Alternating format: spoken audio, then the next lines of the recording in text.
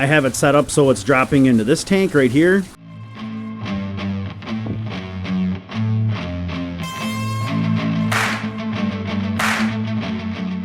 Hey, good morning. Welcome back to Ormond Simmentals. It is Thursday morning. It's Thanksgiving, so happy Thanksgiving. It is actually a really nice sunny morning, a little cool. So we have a bunch of stuff we got to move and clean up, and we got to blow out some water lines. The other day, we used one of our first bales of real nice cornstalk bedding, and they are loving that. This little gal right back here, she's the one we had to give a little bit of meds to in the second round. She had some snotty gunky eyes. She's not droopy eared, which is good.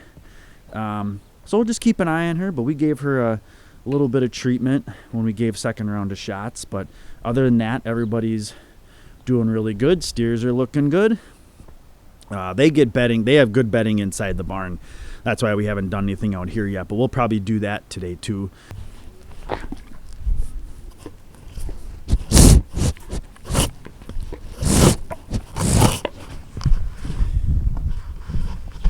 You got assaulted.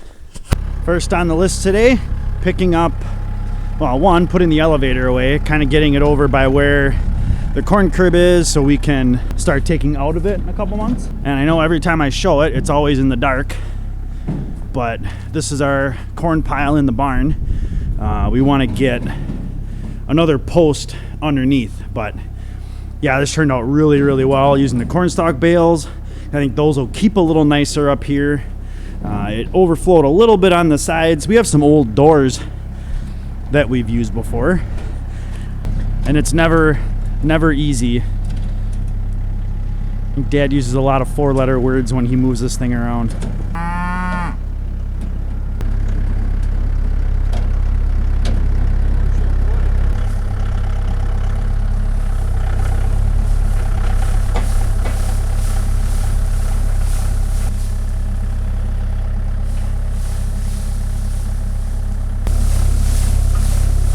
Here's Barb. She's doing just fine. Oh yeah. Doing just fine. Looking good. Come on, boys. Come on, boys. And if you want to know what white-faced Gergen can do, this calf right here was her second calf. That was my fault. I let him by. But that was her second calf. He is looking good.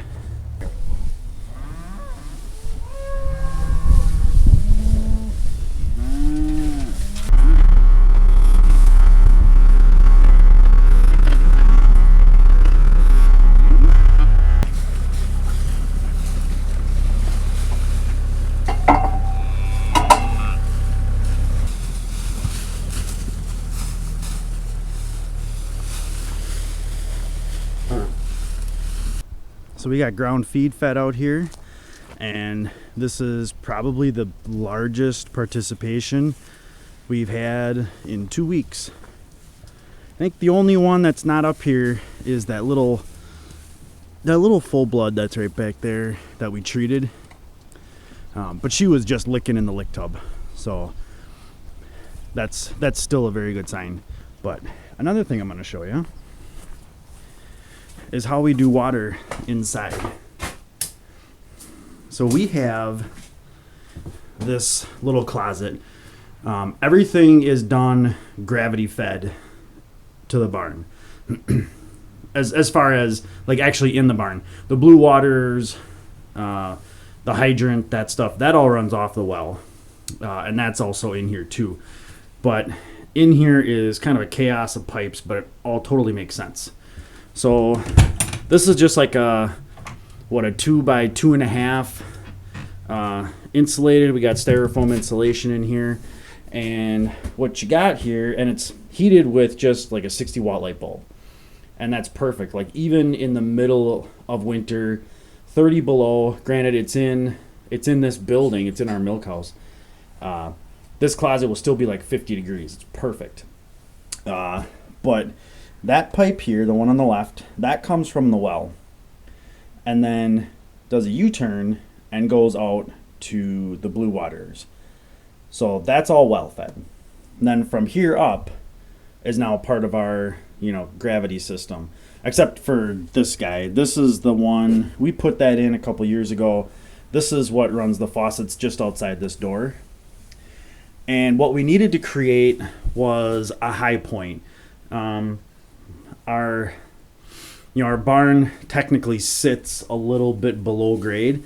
Like when we go through that little metal gate in a second here, you're actually going down about a foot, and then you're going down like another foot. So you're like 2 feet below where we're standing right now. So we need to create a new high point so that everything could drain out. So that's why we created this closet. And the well water will come up. We have a valve here. So well water will stop at this valve.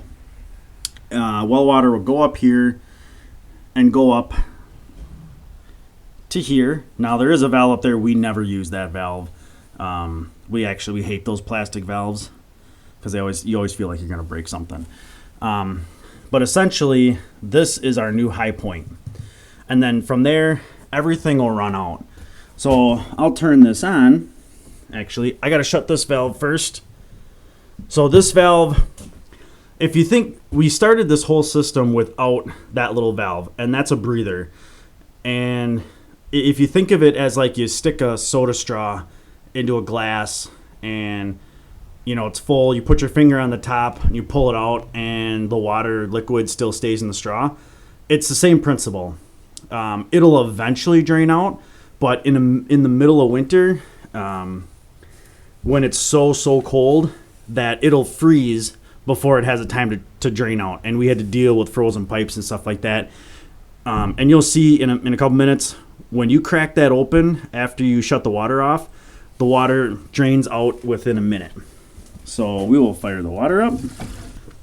So then the water line comes out of the milk house and into the barn right here. Okay, and then it comes into the barn right here and then goes essentially down that beam. Right now I have it set up so it's dropping into this tank right here. And then our lowest point is actually back where the Whiteface and Barb are at. But we also have right next to the squeeze chute, we have a drop right here. Because sometimes in the spring, when we have everything divvied off for calving, we can put a water tank right here.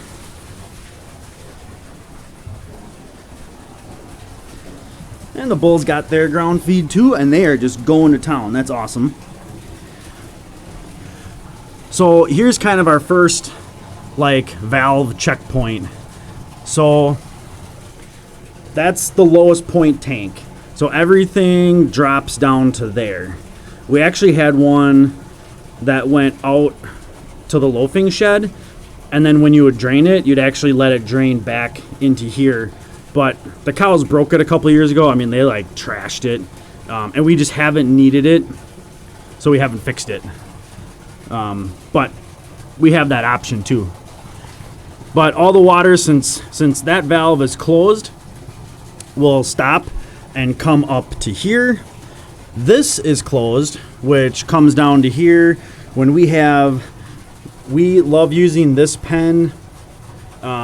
If we can choose to have a cow, have a calf in a specific pen in the barn, it's this one. Because this camera has the best shot in here.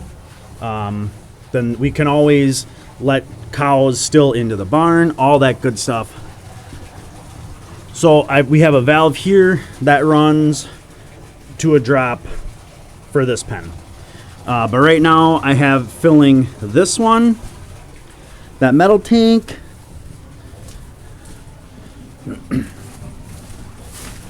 and it doesn't take too long at all to fill that. And those guys usually fill it once a day, and it's plenty of water for those guys. You kind of learn how much water they need. If there's a bunch of cows in here, we probably have to fill it like a calving season. If this barn is full and we have multiple mature cows drinking out of that tank, I'll probably fill it in the morning and then we fill it at night. So then all I need to do is crack this guy open. So now it's starting to run here. and it'll start taking pressure off of here. Now the cool thing is I can just close this for like 10 seconds. And the biggest thing we have to remember is to open these valves all up, because if any water, like I said, the soda straw trick, if any water gets stuck in one of these, or there's water up in here, then it'll freeze and screw up a valve or screw up a pipe. But now that water is going into that tank, I can actually crack that open, because the pressure isn't heavy enough or high enough to push it into the metal tank drop. If that makes sense. All right, and I can hear it running. I can feel it running. Actually, I can more feel the pump. So we'll shut it off. Kind of take our time a second, and then listen.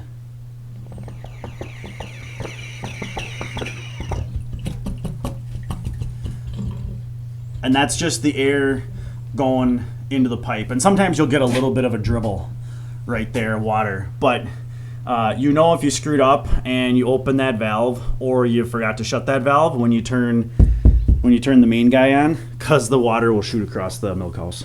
I still need to do some forking of hay in there. But kind of doing it in this order is nice too, because then I can also double check that the valves are open and stuff like that, because, well, I've left them shut plenty of times. I've also flooded the barn too, so that's never good. But all right, so this guy is still open, and this guy is still open, and there's plenty of water in there. You guys can't see it, but it's still dropping. See, and I can tell that's just run out. So another thing, if you're wondering about in the wintertime, like, because these are just tanks, is tank heaters. So yes, we run tank heaters.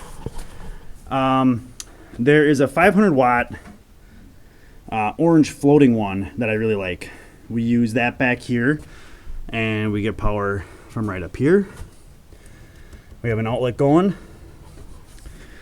and then we just run an extension cord if we need one back here. We hardly ever put one back there, because typically we'll just put and that's just a little drop spout. That's all that is. Typically we'll just put an old lick tub there, but then the metal one that's right here, we'll run an extension cord up over to where we plug the squeeze chute in. But we will definitely use tank heaters. I like the floating. There's like a 500 watt floating one. The Blue Mirafonts get 250 watt donut ones, and they work really well. And these guys are pretty chilled out, which is nice. He's a little dusty. But yeah, these guys are pretty chilled out. If you at all are concerned or questioning or just curious how the little bull calf that we cut, it's this guy right here. And he didn't skip a beat. No droopy ears, no going away from feed. He did not skip a beat at all. It's like he got a paper cut or something, because he didn't miss a thing. But these guys are all pretty chill. They're also probably wondering why the heck I'm in here, and probably wondering why the heck don't I just get out of here, because they want to eat ground feed and just be boys. Still like that guy. Alright, so we're going to call the end of the day, end of the video. I got to get in the house and get ready. Get down to Mom and Dad's for Thanksgiving dinner. By the time you see this, I hope you guys all had a great Thanksgiving. Hope you got to spend time with your family, all that good stuff that comes along with a good holiday. Please comment, like, and subscribe. If you guys have any questions about the water system, I know it's a little bit different. Please send them along, and hope you like the video. Thanks for coming along.